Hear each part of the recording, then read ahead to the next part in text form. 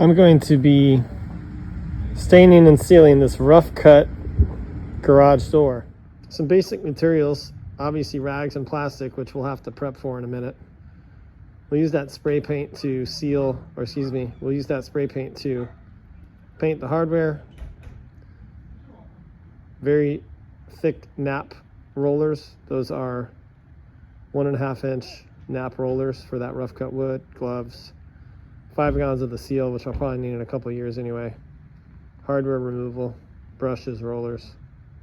I've got everything on a little furniture pad here, but we'll put everything over on plastic here in a minute. What I mean by rough cut is it's like a fence. You can't really sand it.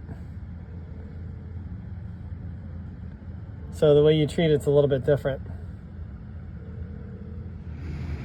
The door is actually already cleaned using a soap and water and bleach mixture, and it's dried out for about a week.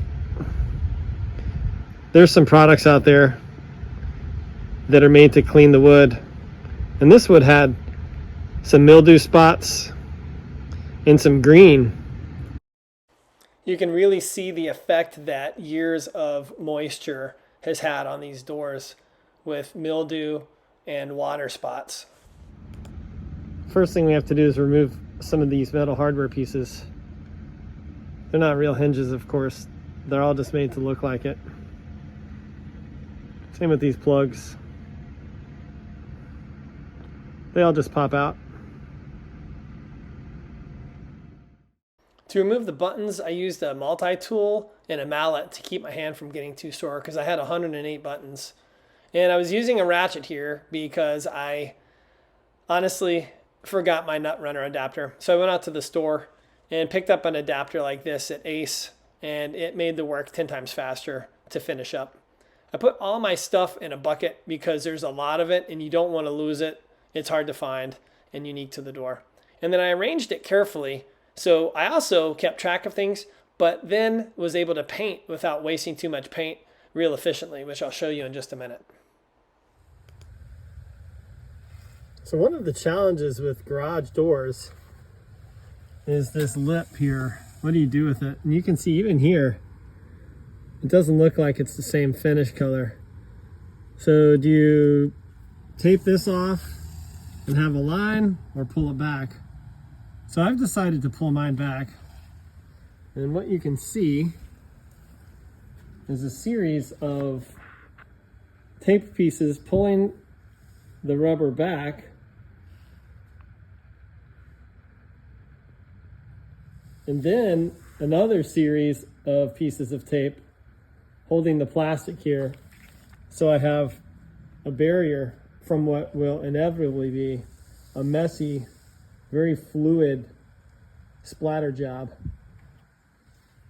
And look at this plastic here exposed. And you can certainly go buy these at the store and replace them, but the paint matches, and I don't know if I'm going to find this size and this material that's pretty much, already custom fit here. So spending a little bit of time taping and prepping seems like a good option to me. This looks real good. I've got exposure of the wood that was behind the rubber, and you can see where I'm testing the top to see how I'm going to get up there. And that's definitely going to allow me to get a brush up there, or a sponge brush, before I start rolling this on this rough surface. Maybe a little cleaning to do still, huh? I decided to pin that one up instead of around. Might be easier to access the wood that way. All right, top plastic is up, rubber strip pulled back, enough for me to get a brush up there and get behind that line. And plenty on the sides. Of course, I'll put a drop cloth down here so we don't get it all over the tile and minimize the cleanup. Okay, so the plastic, not the drop cloth, is down.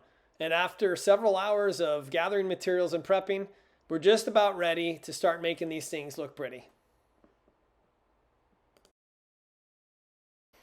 Well, I forgot to record the first coat because I just don't make that many videos like this. But I remembered to get the time lapse for the second coat so you can see the technique. And notice how thick this material is going on. It really scared me at first because it was soupy like chocolate milk or melted ice cream. But then I went back with the brush and brushed with the grain to get drip marks. And you see it go from this light to dark, and the wood grain really popped. The second coat, which is recommended by Behr, also made a difference, and it evened out the coating without taking away all the wood grain. And in a minute, you'll see how nice this looks with the wood grain and 2 coats of the Behr sealer.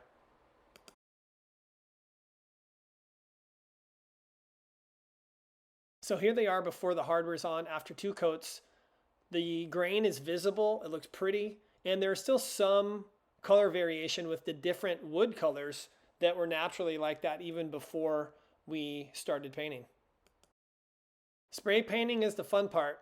I'm spraying from all 4 angles since I don't have this hanging up to make sure I get left, right on both sides. So you see me moving around, and it dries fast enough that it's pretty forgiving. Just keep the nozzle moving so you don't get drip marks and you get a pretty even coating. I used 1.5 cans for all this stuff, even though I had 3 just in case.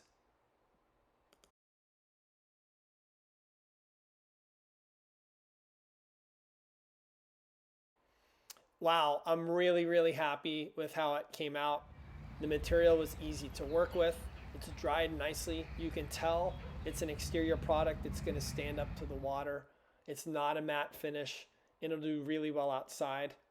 This took me 2 full days. It was a lot of work and a lot of prep, and I did research different materials to use.